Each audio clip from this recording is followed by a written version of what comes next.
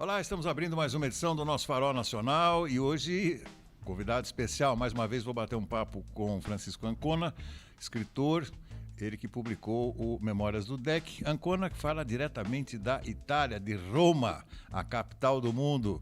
Ancona, mais uma vez, seja muitíssimo bem-vindo ao nosso Farol Nacional.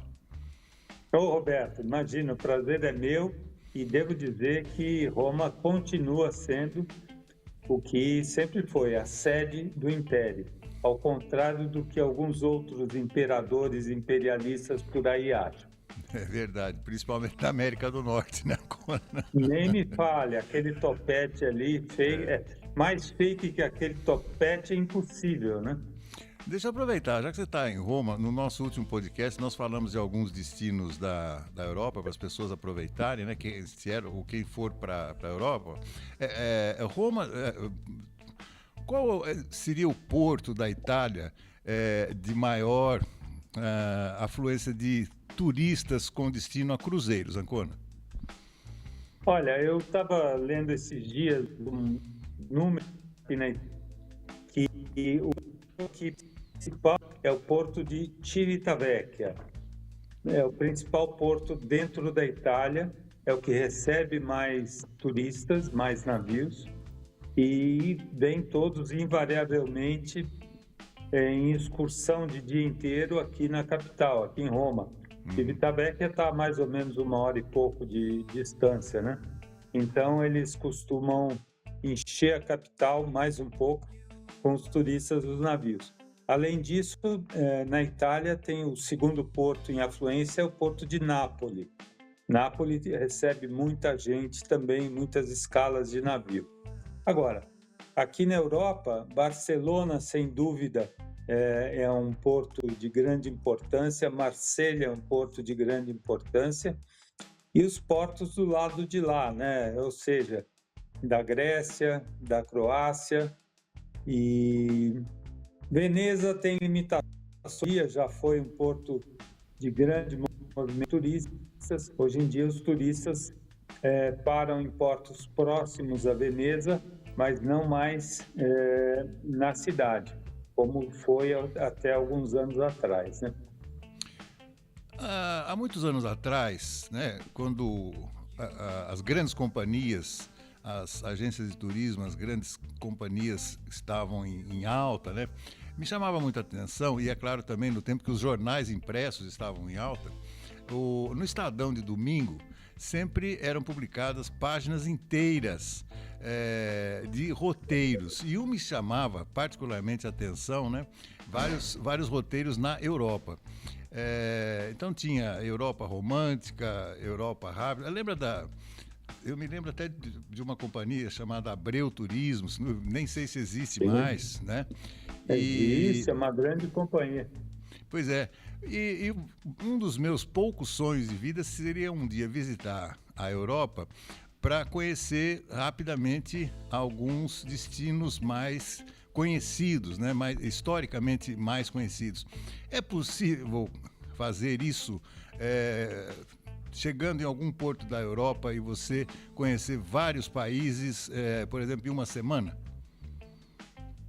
Olha, o que eu percebo é o seguinte, hoje em dia os roteiros dentro da Europa diminuíram muito de duração, porque o mundo realmente está consumindo tudo mais rapidamente em tempo mais curto, porque as pessoas têm menos tempo para suas férias e para as viagens, né? E menos dinheiro também, menos poder aquisitivo, porque o custo por dia de um tour pela Europa é proporcional. Então, agora, até onde eu sei, algumas boas operadoras europeias, entre elas a própria Abreu, a Lusa Nova, a espanhola também,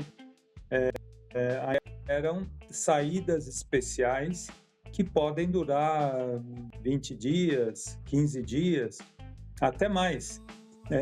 São saídas muito menos frequentes do que já foram no passado, e em troca elas passaram a ser mais curtas, e aí tem um número gigantesco.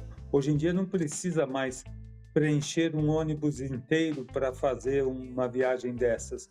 Hoje em dia se viaja em grupos menores, em vans com 7, 8 turistas, ou micro-ônibus, né, com 15, 20 turistas. É possível, sim. É importante, eu nunca fiz uma viagem dessas, mas deve ser muito interessante percorrer a Europa por via terrestre e ir cortando aí os Alpes, os vários países, né? São muito próximos um do outro, conhece muito país e passa muito, né? É frequente acontecer. Alemanha, França, Itália, fronteiras grandes entre esses países. Existe sim, é possível vir de navio, comprar um tour desses e depois volta de avião para o Brasil, né? Para os nossos aeroportos. Porque eu falei no programa anterior que a minha esposa fez uma viagem com um grupo de amigas para a Europa e ela ficou particularmente muito fascinada, né, com Santorini, alguns locais na Grécia, inclusive, né, que são maravilhosos, além do que o mar é outra coisa, né? Exatamente. O lado do Mar Adriático é fascinante. O Mediterrâneo é espetacular, mas o Adriático ele tem um quê de mistério e um fascínio dessas ilhas gregas, a própria Turquia que está ali, na Grécia, mais perto da Itália, os países da antiga Iugoslávia, né? A Croácia, o Montenegro, todos eles têm excursões muito interessantes, muito bonitas e que cada vez mais têm levado turistas para lá. Percebo que o Brasil, os turistas brasileiros têm se interessado por esses países que antigamente era difícil escapar de Roma, Paris, Madrid, Lisboa, né? Eram as capitais clássicas do turista brasileiro. Hoje em dia, não. Hoje em dia, você tem essas opções todas e o mundo se abriu para o turismo, né, Roberto? A época ideal para ir para a Europa nessa situação ou nestas situações que eu estou descrevendo seria agora, metade do ano, porque fim de ano, o inverno europeu castiga. Exatamente. Olha, eu costumo vir sempre ou nas meias estações, ou na primavera ou no outono, que eu acho que a gente evita o grande frio e o grande calor. Certo. E os grandes preços também, embora hoje em dia, por mais que o câmbio possa, em alguns momentos, nos ajudar, como nesse momento em que o dólar baixou de 5, o euro baixou de 6, mas mesmo assim ainda é pesado para quem trabalha e ganha em real, né? Agora, o meio do ano é o período mais disponível para as férias das pessoas, julho, agosto, por aí. A questão é o calor, que é muito forte, de acordo com o país que você esteja, e os preços que explodem, né? Eu prefiro sempre as meias estações. Minha irmã esteve recentemente com... Ela é agente de viagem, agente de turismo, né? E volta e meia ela está viajando para algum lugar do mundo aí, Estados Unidos, Turquia, Claro. Bom, enfim. E ela esteve recentemente na Itália. E depois, nós somos descendentes, netos de italianos, né? E ela me disse assim, falou, olha, você sabe que eu me dei bem lá na Itália, porque a gente gosta, né, de macarrão. Eu nunca comi tanto macarrão na minha vida. Passei 12 dias comendo macarronada todos os dias, porque é um preço bacana. A macarronada realmente é muito boa. E o italiano come tanta massa assim? Come. Eu inclusive, que sou italiano de primeira geração, estou aqui há mais ou menos 2 semanas. São 2 semanas comendo massa, mas a massa aqui, um dia você come a massa com frutos do mar, outro dia você come com molho de outro dia come com carne, e por diante. E variedade de massas muito Sim, grandes, né? sim. Você tem desde o espaguete, que todos conhecemos, até os cortes de massa mais originais do mundo. Então, a qualidade é excelente, né? Para quem aprecia, aqui é o paraíso. Bom, nós já falamos sobre alguns cruzeiros, sobre algumas possibilidades de cruzeiros na Europa.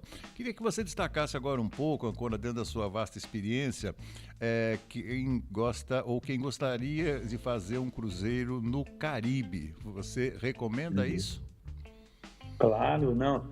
Eu não conheço tão bem, eu estive algumas vezes, fiz alguns cruzeiros por lá. O Caribe, a proposta já é outra. Aqui, né, enquanto na Europa, um dia você está num sítio arqueológico, no outro dia você está num lugar histórico, ou numa capital, no Caribe o cenário é paradisíaco, aquele mar que é um mar maravilhoso, né? Aquelas águas muito claras, muito limpas e segundo a natureza, né?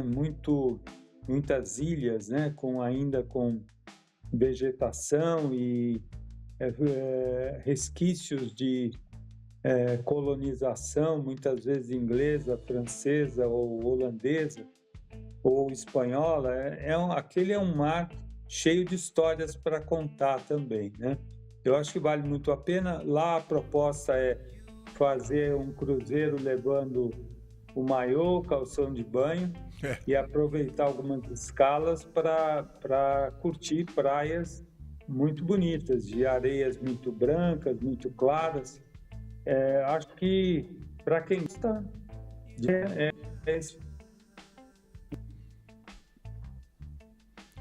Tá certo. Agora vamos falar mais objetivamente em relação à próxima temporada, né? Dicas, algumas coisas que Vamos lá. Eu percebi esse ano nos cruzeiros. Por exemplo, cassino. Vamos falar do cassino, porque tem muita gente que gosta de cassino. Inclusive, eu e minha esposa, a Márcia, nós conhecemos uma jogadora profissional. É uma senhora que ela reside em Camboriú e ela faz pelo menos de 3 a 4 cruzeiros por ano. Inclusive, dos 3 a 4 cruzeiros, ela ganha pelo menos 2, de tanto que ela joga no cassino. As companhias oferecem esses cruzeiros gratuitamente para ela. Qual seria a sua recomendação para quem vai num cruzeiro com o objetivo de jogar no cassino, principalmente naquele horário lá, depois do jantar, 10, 11 horas aí, fica até 2, 3 horas da manhã? Seria mais recomendável você separar ao longo do ano já algum dinheiro para você investir no cassino? Olha, eu penso, a minha visão, que o cassino nos navios, por mais que haja grandes cassinos hoje, nos navios, com muitas máquinas, com muitas atrações, a minha interpretação é que o cassino nos navios de cruzeiro, ou na maioria deles, serve mais como opção de entretenimento. Certamente existe em cada viagem dessas, com milhares de pessoas, existirão 10, 20, 30 jogadores, digamos, profissionais, entre aspas, que investem bastante, né, na roleta, no blackjack, né, várias opções de jogos. A grande maioria é aquele que compra $10 de ficha para jogar no caça-níquel ou arrisca ali $50 na roleta, perde, sai em seguida, ou então ganha um pouquinho, acha que vai ganhar muito, fica, insiste, às vezes ganha, às vezes perde. Eu acho que o cassino nos navios tem mais a vocação de entreter do que propriamente atrair os grandes jogadores. Os grandes jogadores, com certeza, preferem os cassinos de fato, os cassinos em terra, os cassinos nos hotéis, porque não corre o risco de ter ali a interferência. Passa uma criança correndo, passa não sei quem Exatamente. falando alto, fazendo barulho, tirando a concentração. Então, acho que no navio é legal brincar um pouquinho, meia hora por dia, gasta ali 10, 30 dólares e se dá por satisfeito, porque é muito difícil alguém sair de um navio cheio de dinheiro ganho na mesa do cassino. É o É. que eu penso, a minha visão. E aí fica uma dica minha, viu, Ancona? As pessoas devem prestar atenção no quanto jogam. Por exemplo, tem máquinas que, se você colocar lá os seus créditos, por exemplo, 10 dólares, tem máquinas que cada rodada consomem $1, enquanto tem as de centavos. Claro, 70 centavos, 80 centavos de dólar, 50 centavos claro, de dólar. Então vale muito a pena prestar atenção nesse detalhe, né? Porque aí dentro do seu conceito de distração, aí vale a pena. claro, aí sim. Você gasta um tempinho ali, toma um drink, em suma, e fica por ali. Porque é muito fácil o tempo passar, dinheiro em cassino, né? Às vezes basta apertar uma máquina de caça-níquel e em 10 minutos você deixou ali o teu... Na verdade, vale a pena investir um pouquinho nisso, mas a grande maioria investe pouco. Vai, mata a curiosidade e é por aí. Agora, existem as pessoas como essa senhora de quem vocês ficaram amigos, que viaja, passa horas no cassino por dia, tem a prática de jogar, já leva um dinheiro separado, destinado para isso, e nada contra, cada um tem o gosto que merece. Exatamente, exatamente. Uma coisa que me chamou atenção também nessa temporada, e nós resvalamos nesse assunto no nosso último podcast, foi em relação ao serviço de bordo. E eu fiquei particularmente, pode ser furioso, porque eu não fico mais furioso com nada na minha vida, mas normalmente os camareiros e as camareiras, eles são de origem asiática. E eles não falam nenhum bom dia em português. Eles só falam inglês e tal, e tem dificuldade. E eu tive a infelicidade de ser atendido por um desses asiáticos, sujeito alto, moreno, extremamente indelicado. Mas eu tive uma experiência, eu deixo como dica também, que nunca tinha passado por mim aliás, eu nunca tinha passado por isso.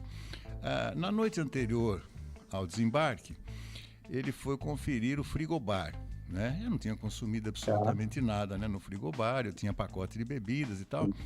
E aí ele pegou uma mini garrafinha e ele começou a insinuar para mim que estava aberta aquela garrafa. Eu falei, não está aberta, realmente ela estava até com um pouquinho menos, assim, a quantidade de líquido dentro estava menos. E aí ele pegou outra garrafinha, falou, olha, essa aqui também. Eu falei, olha, eu não... Né?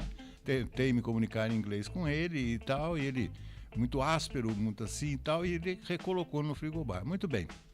Desembarquei e a minha conta já tinha sido encerrada, e qual foi a minha surpresa? Que ele lançou $18 na minha conta depois de fechar o frigobar. Foi extremamente desonesto, porque ele deveria ter feito eu assinar algum papel, alguma coisa e tal, mas ele lançou $18, ou seja, $9 cada garrafinha, o equivalente a uma dose de destilado no navio. Só como curiosidade, hoje um chopp no navio, para quem consome individualmente, está em torno de $7, como os destilados também, em torno de $8. Então foi claro que fiz essa observação no feedback que a gente dá para as companhias, mas uma outra dica também, viu? Toma cuidado com esse pessoal da Ásia aí, não tá nem aí, né? Não, realmente esse tipo de coisa é lamentável, não pode acontecer, mas a gente nunca sabe. O fato de eles não terem um preparo para se comunicarem pelo menos no básico, no nosso idioma, é uma pena, mas é típico de companhias que passam aqui, sei lá, 3 meses por ano, e não tem jeito, a tripulação comunica em inglês o ano inteiro. Chega aqui, nem sempre a gente consegue se comunicar em inglês, né? E aí fica complicado, eles não falam português. A gente fala um inglês que não é bem o inglês deles. E aí a coisa fica estranha. Agora, esse tipo de conduta, eu já ouvi também, se você me permite, algumas pessoas recentemente me comentarem que tanto em questão da conferência do frigobar, como, em suma, no próprio setup da cabine, eles, na verdade, têm um trabalho insano, né? Essa coisa de cada vez mais eles acumulam cabines para arrumar, né? Cada camareiro, cada tripulante. Então, eles têm um tempo muito diminuto para se dedicarem a cada cabine. Eu ouvi falar que esse tempo chega a ser de 20 minutos por dia. É muito difícil você recolocar uma cabine em ordem depois que um passageiro, um casal, passou a noite ali, tomou café da manhã às vezes, consumiu bebida. É difícil. E você tem um tempo muito curto, e isso tem se acentuado. Quer dizer, a gente percebe que o padrão de serviço já não é mais o que foi. Antigamente, com 1.000 passageiros, a coisa era assimilada de outra forma. Mas a gente também não deve ficar só saudosista, porque, como a gente falou antes, cada vez mais a gente percebe a predileção da indústria dos cruzeiros por passageiros novos, passageiros Sim. de primeira viagem, que não têm as referências que nós, no passado, tínhamos, né? Então, se você consome o produto dessa forma a primeira vez, você aceita, ele é como é, ou aceita mais fácil, pelo menos, né? Uhum. Então, é isso. Eu tenho a impressão que esse é um dos motivos de que tem havido uma renovação grande do público, porque os passageiros de uma época já não se enquadram mais, não se adaptam mais ao que é a realidade hoje dos serviços, né? A gente rapidamente no programa anterior sobre a falta de toalha nas mesas, né? Que foi adotado como padrão. Quer dizer, são coisas que a gente estranha um pouco. E aí a gente vai procurar outro tipo de destino turístico nas próximas férias. Agora vamos falar um pouquinho de custo-benefício. Claro. 20 anos atrás, meu filho está com 31 anos, então ele tinha uns 10 anos mais ou menos. Há 20 anos eu frequentei muito um hotel, um resort em Angra dos Reis, chamava Blue Tree Park. Depois ele Sim. acabou, hoje ele é Vila Galé. Mas Vila Galé. Exatamente, mas e aí a gente ia para lá, era all inclusive, um hotel maravilhoso, praticamente com uma praia particular e tal. E eu me lembro que na época os hotéis de primeira linha, né, os resorts de primeira linha, custavam em média 400, 500 reais. Estou falando de 20 anos atrás, hein? 400 reais, sim, 500 sim. reais e tal. Aqui mesmo, perto da minha região, aqui em Atibaia, por exemplo, tem um hotel Bourbon aqui de Atibaia, que é belíssimo. Bourbon. Era mais ou menos né, nessa faixa também. Então, enfim, você fazia um investimento ali, às vezes de 3, 4 mil reais, você ficava uma semana num hotel desses e tudo incluído. Aí eu comecei a me desapontar um pouco, porque numa das minhas últimas idas para lá, essa história de tudo incluído dava uma confusão danada, porque chegava à noite, as pessoas bebiam demais, jogavam cadeira na piscina, enfim, faziam coisas que só o consumo de álcool em excesso produzem no ser humano. Claro. O navio não acontece isso, mas uma das recomendações que a gente sempre fala, né, é você adquirir pacote de bebidas antecipadamente, porque o consumo de bebidas dentro do navio é muito caro. Agora, voltando a essa questão que eu estou te colocando, você ainda diria que comparando um cruzeiro, uma semana de um cruzeiro e uma semana num resort, claro que existem vários componentes diferenciais, uma família com crianças, filhos pequenos, adolescentes e tal, mas, digamos assim, para um casal convencional, você ainda acha que essa competição resort e cruzeiros ainda é favorável para que lado? Olha, eu assisti de perto os embates dos resorts contra os cruzeiros, isso há uns 15, 20 anos atrás, quando os cruzeiros começaram a ganhar muito espaço aqui no comportamento dos turistas brasileiros. Bem ou mal, você tem quase 1 milhão de brasileiros fazendo cruzeiros entre novembro e abril. E esse é um movimento expressivo que não sei que me incomodou na época os resorts, provavelmente sim, mas naquela época os navios eram bastante mais convenientes, né, em termos de relação custo-benefício. Hoje em dia, a minha sensação é que já não é mais, já a coisa já está mais equilibrada e tanto os resorts como os navios têm, no fundo, demandam investimentos semelhantes. Hoje em dia, uma semana no navio e uma semana num bom resort provavelmente custa a mesma coisa, deve estar ao redor de R$10 mil, uma coisa assim, talvez, né? Dependendo, muitas vezes. A questão dos pacotes de bebidas, que os resorts lançaram como all-inclusive na época e pegou muito bem, e depois os navios deram que adoraram bem, é uma tendência.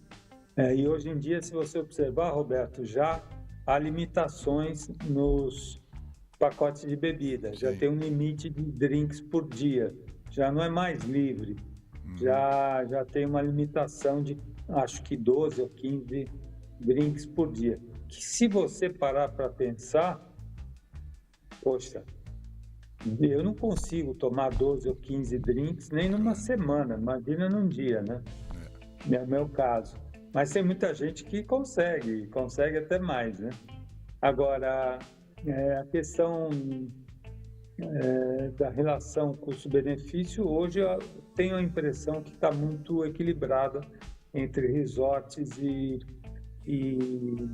navios. O que os navios ainda têm de, talvez, um pouco de vantagem, que é a pensão completa. Nos restaurantes convencionais, ou seja, aqueles de exclusividade, que são pagos à parte, você ainda tem nos navios a pensão completa. E nos resorts, salvo algumas exceções, na maioria você tem café da manhã, ou café da manhã e uma das refeições, e não as outras duas. Os navios antigamente tinham até, eu lembro, porque a gente desenvolvia campanhas publicitárias para as companhias marítimas e a gente falava em 6 refeições por dia. Café da manhã, lanche da manhã, almoço, lanche da tarde, jantar e o lanche da meia-noite, né? O buffet da meia-noite. Hoje em dia isso já não existe. O que tem é no buffet, em geral, em alguns horários, tem ou um pedaço de pizza, ou um salgado, ou um doce, uma coisa assim, né? Então, acho que a conta está equilibrada. Acho também que o tipo de turista que embarca comer demais e beber demais, acho que a tendência é começar a diminuir isso, né? Porque já o mundo está pensando diferente a questão da saúde alimentar e tudo mais, né? Acho que nada melhor do que uma oferta equilibrada, justa, para você ter uma viagem de férias agradável, sem intercorrências, sem indigestões, né? Acho que é o ideal. Eu sou fã tanto de resort quanto de navio.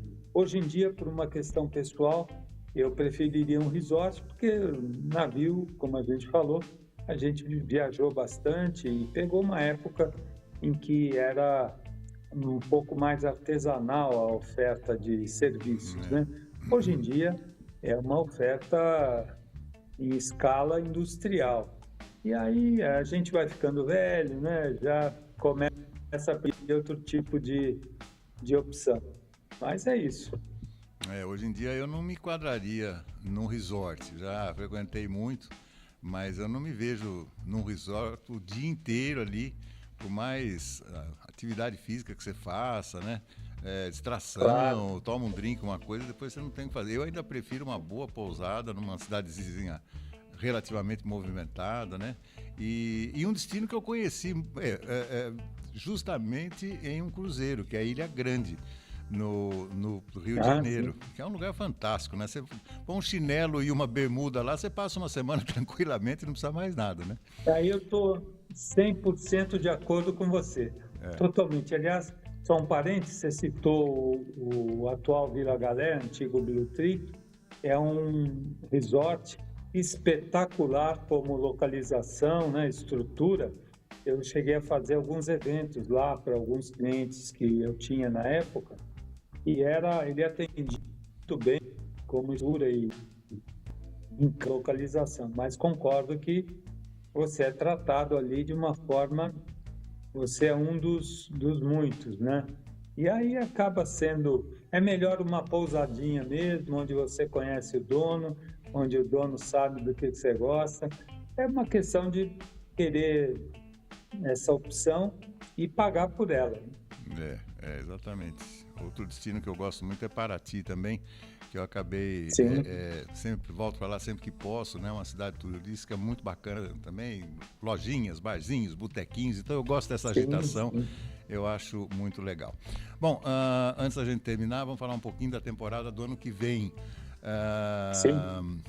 Em função dessas questões geopolíticas aí, a gente espera que tudo isso acabe o mais rápido possível, o mundo aguarda por isso e tal, mas muita gente começa a fazer a sua programação para a temporada 26-27.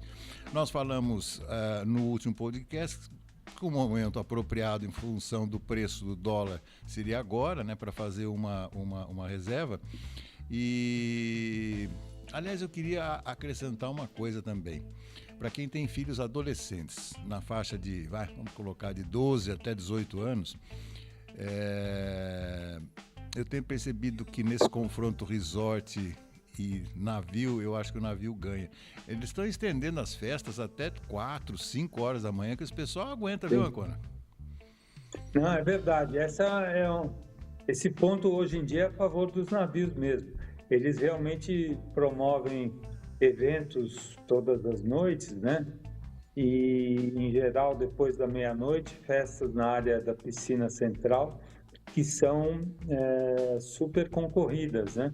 E que vão adiante até 3, 4 da manhã sem nenhum problema. E, em geral, sem nenhum problema nem de segurança, nada.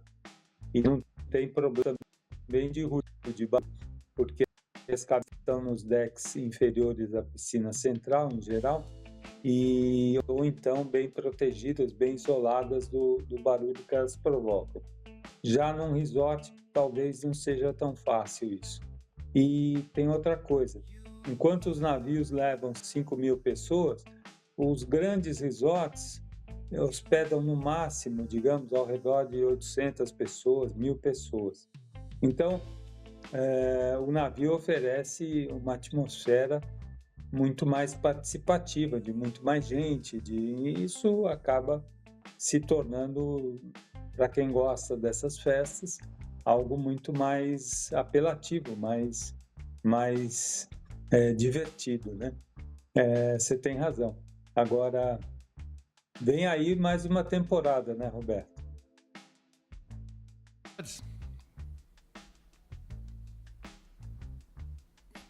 Será que teremos novidades, Ancona? Olha, eu tenho visto e que está anunciado até agora, é uma temporada com uma oferta um pouco maior de lugares, né, do que foi essa. A MSC, por questões geopolíticas, como você citou, resgatou um dos navios que iria para o Caribe e vem para cá, e, portanto, aumentou sua oferta, e vem aí, aparentemente, uma companhia que estreia no Brasil esse ano, que é uma companhia espanhola, com um navio antigo, que vem provavelmente para cá de roupa nova, digamos assim, né? Passando por pequenas reformas. É um navio antigo, mas é um navio menor, e para quem gosta de navios um pouco menores, eu acho que é uma bela opção. E estava na hora de termos realmente mais mesa, né? Nós teremos, no próximo verão, 3 companhias, sendo que essa que vem pela primeira vez ainda é uma temporada de estreia com um navio só e com uma oferta pequena de lugares, mas já é algo em relação aos últimos anos, em que nós vivemos com a grande presença da MSC e uma presença um pouco mais modesta da Costa, que tem muita tradição, mas que hoje em dia dedica ao Brasil de forma pura, né? Só ao Brasil apenas um navio, né? Tem sido Costa Diadema, que é um belíssimo navio, mas que também já tem 11, 12 anos de existência, portanto não é a última geração. Em todo caso, será uma temporada melhor em termos de número, e uma temporada que é desafiadora, porque nós estamos no mercado que não tem muitas opções de roteiro. A gente falou da grande presença de Santa Catarina com seus portos Itajaí e Camboriú, Balneário Camboriú. Santa Catarina poderia oferecer mais até. Antigamente, não sei se você chegou a visitar a ilha de Porto Belo e a cidade de Porto Belo. Sim. Que era uma escala interessante de praia e tal. E chegamos até a ter algumas escalas em Imbituba. Sim. E também em São Francisco do Sul. Então, é um estado que tem um litoral grande que pode receber navios em alguns pontos diferentes. Mas, por exemplo, a oferta para o Nordeste está limitada à MSC com um navio, e agora com esse segundo ele fará algumas saídas também para a Bahia. Mas o litoral brasileiro perdeu bastante fluxo que antigamente a Costa garantia, além da MSC, com viagens à Bahia. Não tem mais.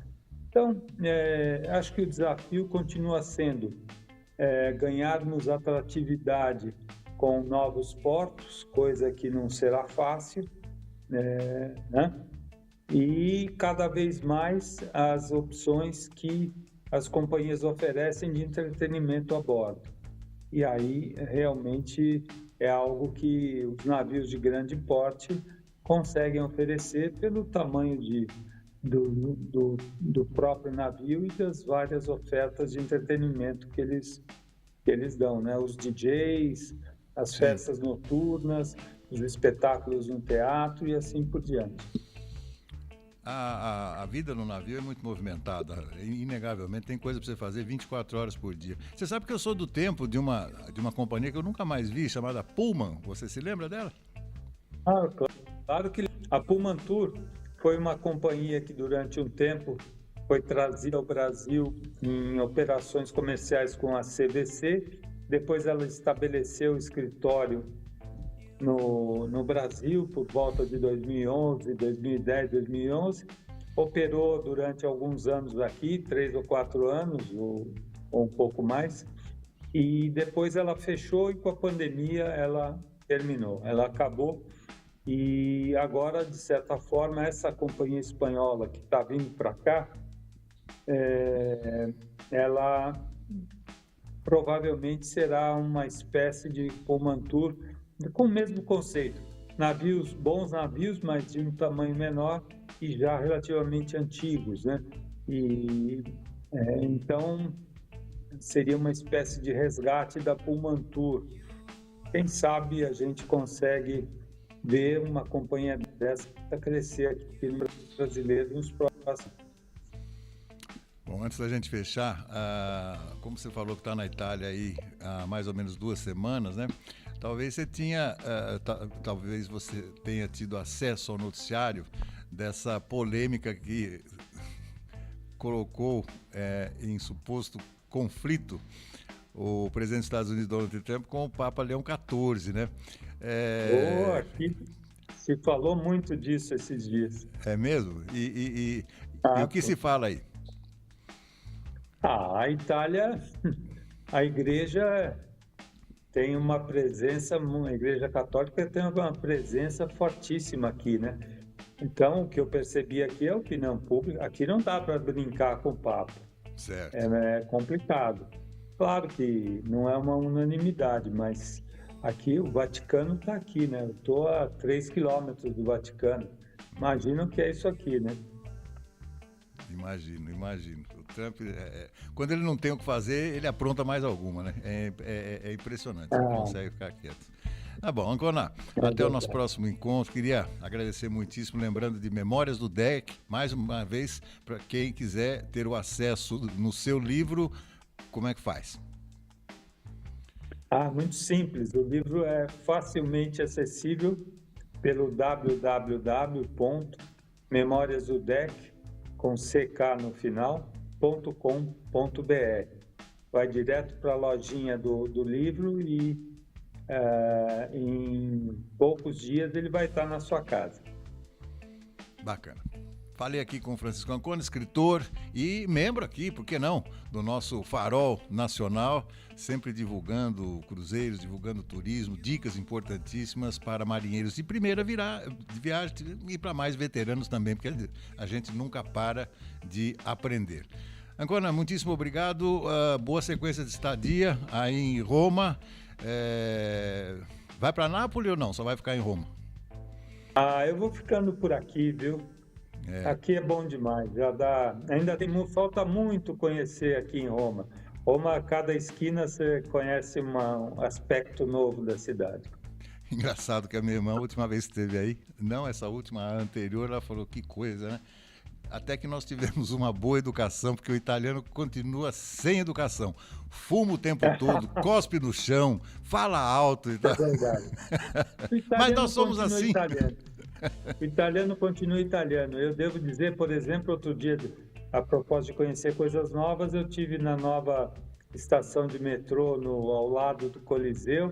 É realmente uma estação museu, né? Você pode passar o dia inteiro lá dentro, estudando e aprendendo com o que foi encontrado entre as ruínas ali próximas ao Coliseu durante a construção e os escalamentos da estação. Então, só uma ideia, a história continua vindo à tona todos os dias. É verdade, eu vi sobre isso. Cona, muitíssimo obrigado. Saúde e paz e até uma próxima vez. Um grande abraço, Roberto. Até breve. E assim concluímos mais uma edição do nosso Farol Nacional. Até a próxima.